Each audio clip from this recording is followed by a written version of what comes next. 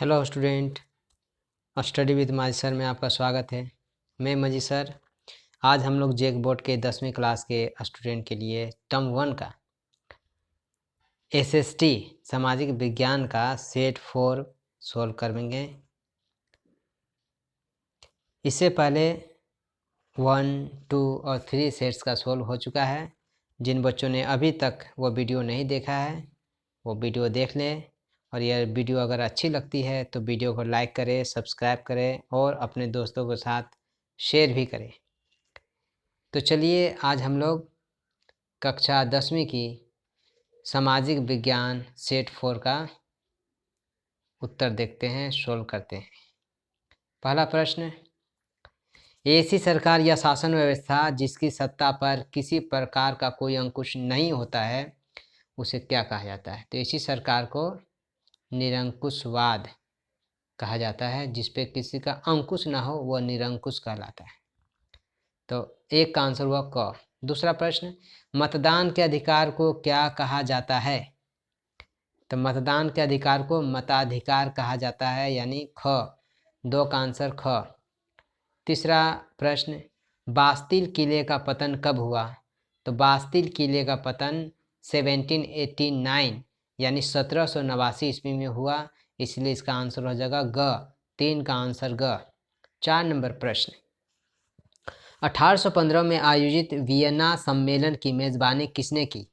तो 1815 में जो वियना सम्मेलन आयोजित की गई थी इसकी मेज़बानी मेटरनिख ने की थी। ये ने आंसर हो गया घ।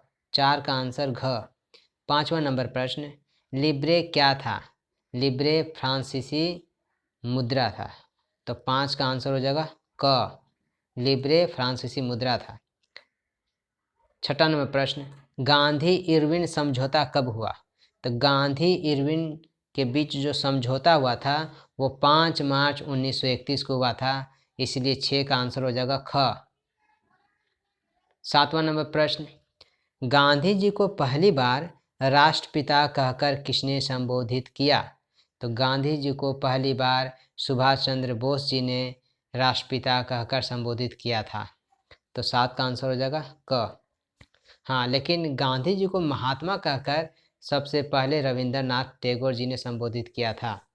ठीक है, तो ये प्रश्न है राष्ट्रपिता के लेकर, इसीलिए राष्ट्रपिता सुभाष चंद्र बोस ने सबसे पहले राष्ट्रपिता कहकर गांधी जी को संबोधित किया था। 7 का आंसर हो जाएगा क।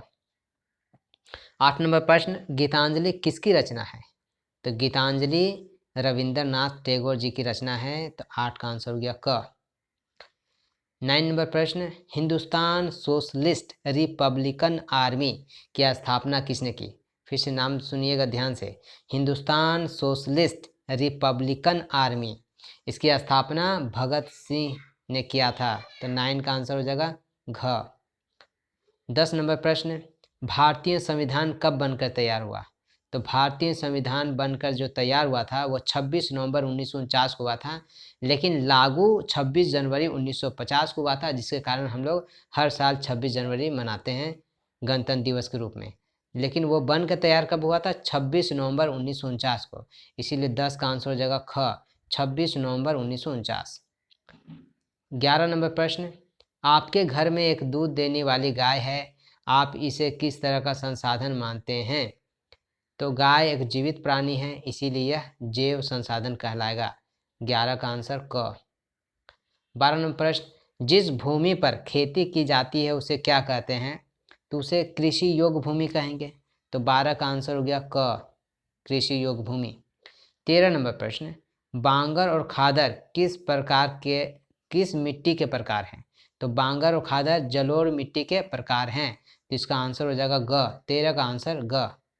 14 नंबर प्रश्न, संयुक्त वन प्रबंधन की 1988 में औपचारिक शुरुआत किस राज्य से हुई? तो संयुक्त वन प्रबंध की 1988 में जो औपचारिक शुरुआत हुई थी वो ओडिशा से शुरू हुई थी, इसीलिए इसका आंसर हो जाएगा ग। 14 का आंसर ग। अगला प्रश्न 15 नंबर, वन विभाग के अनुसार कुल वन क्षेत्र का 1/3 हिस्सा किस वन का है? तो वन विभाग के अनुसार कुल वन का 1/3 जो हिस्सा वह रक्षित वन का है, तो आंसर हो जाएगा ख। 15 का आंसर ख। 16 नंबर प्रश्न, भारत के 5% धनी लोग कितने प्रतिशत गरीब लोगों के बराबर संसाधन उपभोग करते हैं? तो भारत के 5% धनी लोग लगभग 25%। 16 का आंसर होगा क, 25%। ठीक है, अगला प्रश्न देखते हैं हम लोग। 17 नंबर, पश्चिमी राजस्थान में वर्षा जल संग्रहण की रीति किस कारण से कम हो रही है? तो इसका आंसर हो जाएगा ख। 17 का आंसर ख। इंदिरा गांधी नहर से 12मासी जल सुविधा के कारण पश्चिमी राजस्थान में अब वर्षा जल संग्रहण की रीति में कमी आई है। 18 नंबर प्रश्न, सिंचाई ने कई क्षेत्रों में निम्नलिखित में किसे परिवर्तित कर दिया है, यानी बदल दिया है?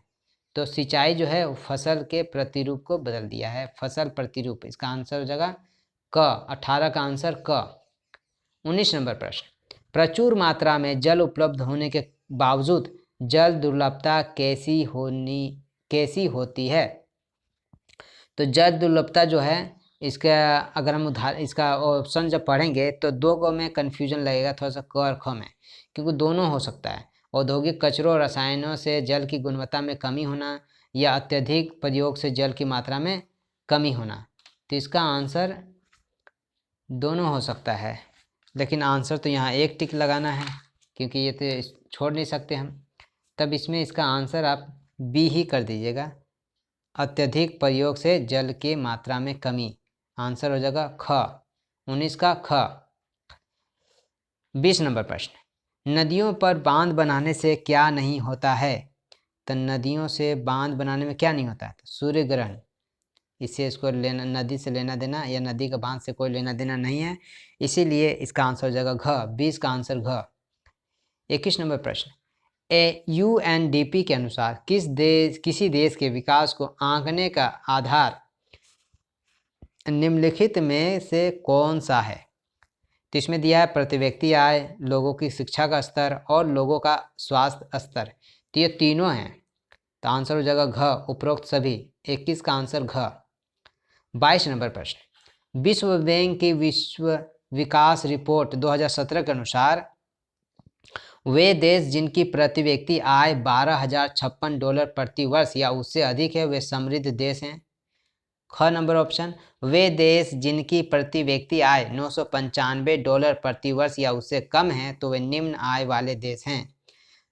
तो ये दोनों सही है, 2017 विश्व विकास रिपोर्ट में ये दोनों इंक्लूड था, इसीलिए इसका आंसर हो जाएगा ग। क और ख दोनों सही है। 23 नंबर प्रश्न, प्रति व्यक्ति आय को क्या कहा जाता है? तो प्रति व्यक्ति आय को सकल आय यानी एवरेज इनकम भी कहा जाता है। 23 का आंसर क। 24 नंबर प्रश्न, इनमें से कौन भावी पीढ़ी के कल्याण को परिभाषित करता है?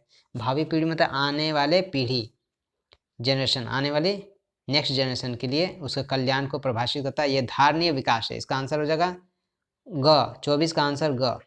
25 नंबर प्रश्न, सेवा क्षेत्र में इनमें से किस तरह की गतिविधियां शामिल है? तो सेवा क्षेत्र में परिवहन, संचार और बैंकिंग, यानी 25 का आंसर हो जाएगा ग।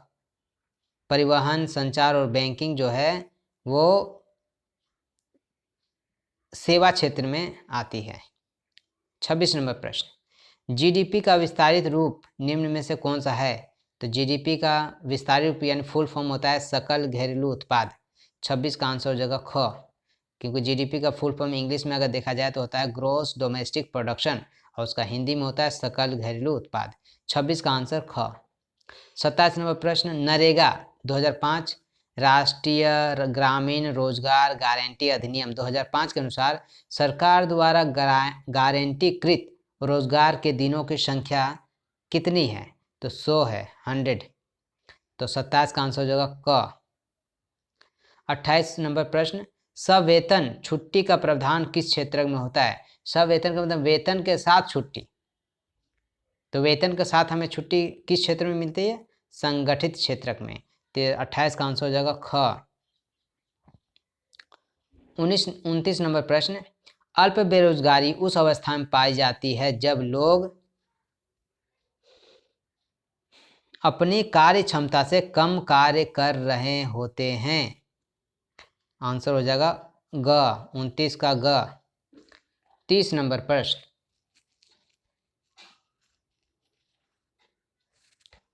30 नंबर प्रश्न, उत्पादन और उपभोक्ता के बीच संबंध कौन स्थापित करता है? तो उत्पादन और उपभोक्ता के बीच तृतीयक क्षेत्रक जो है वो स्थापित करता है संबंध। तो 30 का भी आंसर हो जाएगा ग, तृतीयक। 31 नंबर प्रश्न, नियंत्रण एवं संतुलन की व्यवस्था का संबंध सत्ता की साझेदारी के निम्न में से किस रूप से है? तो सत्ता के साझेदारी को दो रूपों में बांटा गया, एक क्षैतिज, एक ऊर्ध्वाधर। तो इसका आंसर हो जाएगा क, सत्ता का क्षैतिज वितरण। 31 का आंसर हो जाएगा क। 32 नंबर प्रश्न, 7 आकर संघ बनाने के उदाहरण निम्न में से कौन देश हैं? तो 7 आकर संघ बनाने के उदाहरण संयुक्त राज्य अमेरिका है। 32 का आंसर ग। 33 नंबर प्रश्न, भारत में विकेंद्रीकरण के तहत कई ग्राम पंचायतों को मिलाकर किसका गठन होता है? तो ग्राम पंचायतों को मिलाकर पंचायत समिति का गठन होता है। आंसर हो जाएगा घ। 33 का जो आंसर है वो घ होने वाला है, घ। 34 नंबर प्रश्न, सत्ता का विकेंद्रीकरण में निम्न में कौन शामिल है? तो सत्ता के विकेंद्रीकरण में केंद्र सरकार, राज्य सरकार और स्थानीय सरकार तीनों शामिल हैं। 34 का आंसर घ। 35 नंबर प्रश्न 35, नगर निगम के प्रधान को क्या कहते हैं? तो नगर निगम के जो हेड होता है यानी प्रधान होता है उसे हम लोग मेयर कहते हैं, क्योंकि मुखिया तो गांव में होता है। 35 का आंसर ग, मेयर। 36 नंबर क्वेश्चन, बोलीविया की सरकार ने कोचबम्बा शहर में जलापूर्ति का अधिकार किसे बेच दिया था? तो इसका आंसर होगा बहुराष्ट्रीय कंपनी को, यानी मल्टीनेशनल कंपनी को। 36 का आंसर हो जाएगा ग। 37 नंबर प्रश्न, निम्न में से कौन असत्य हैं? तो चारों ऑप्शन को पहले पढ़ लीजिएगा आप। आंदोलन कभी राजनीतिक दल का रूप नहीं लेते हैं। अधिकांशतया दबाव समूह आंदोलन को राजनीतिक दलों से प्रत्यक्ष संबंध नहीं होता है। असत्य, असत्य होना चाहिए। आंदोलन कभी राजनीतिक दल का रूप नहीं लेते हैं। व्यवसायिक समूह अक्सर पेशेवर लॉबिस्ट नियुक्त करते हैं। इसका आंसर ग होना चाहिए। थोड़ा सा इसका आंसर आप देख लीजिएगा, थोड़ा मेरा कन्फ्यूजन है इस प्रश्न पे, ठीक है। तो इसका आंसर ऐसे ग होना चाहिए, व्यवसाय समूह अक्सर पेशेवर लॉबिस्ट नियुक्त करते हैं। ठीक है, अगला प्रश्न, ये 37 नंबर आप लोग खोज लीजिएगा। अगर किसी को मिल जाता है उसका आंसर तो कमेंट कर दीजिएगा। ऐसे जहाँ तक हमको लगता है इसका आंसर ग होना चाहिए, व्यवसाय समूह अक्सर पेशेवर लॉबिस्ट नियुक्त करते हैं। बाकी तो सत्य लग रहा है। 38 नंबर प्रश्न, भारत में केंद्र में गठबंधन सरकार की शुरुआत किस दशक से प्रारंभ हुई? तो ये 1990 से शुरुआत हुई। भारत में केंद्र में गठबंधन सरकार की शुरुआत 1990 से प्रारंभ हुई थी। 39 नंबर प्रश्न, भारत में अवशिष्ट यानी बाकी बचे विषय किसके अधिकार क्षेत्र में आते हैं? तो बाकी जितने भी विषय हैं वो केंद्र सरकार के क्षेत्र में आते हैं। इसका आंसर हो जाएगा ए, 39 का ए यानी क, 39 का क। 40 नंबर प्रश्न, भारतीय संघवाद का तीसरा स्तर कौन सा है? भारतीय स्तर का संघवाद का तीसरा स्तर केंद्र सरकार, राज्य सरकार और तीसरा स्तर जो होता है वह स्थानीय सरकार का होता है। तो इसका आंसर हो जाएगा ग। इस तरह से आज हम लोगों ने एसएसटी का सेट 4 भी सोल्व कर लिया। इसका आंसर देख लिए। आप लोग अच्छा से प्रैक्टिस करें ताकि अच्छे मार्क्स आप लोग को आ सके। वीडियो अगर अच्छी लगी तो लाइक करें, सब्सक्राइब करें। तब तक के लिए गुड बाय।